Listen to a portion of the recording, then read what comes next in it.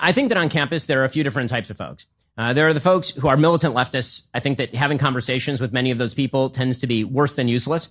They've sort of decided what they've decided, and you're wasting your time and wasting your breath. You have to decide that based on each individual conversation. Then there are a bunch of people in the middle who just want to have an open conversation. And those are the people that I would focus on. When I was on campus, those are the people I'd like to talk to because their views have not yet been set. And you can have some really good, interesting back and forth about all of this.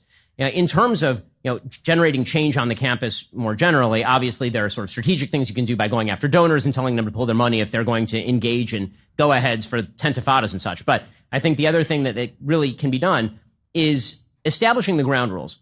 And on campus, I think the ground rules have fallen apart.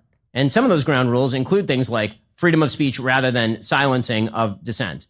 Or you don't get to push people around on the quad would be a good way to characterize that rule. And I think there ought to be 70, 80% unity on questions like that. And if you can't get the other 20%, well, tough. That's kind of life.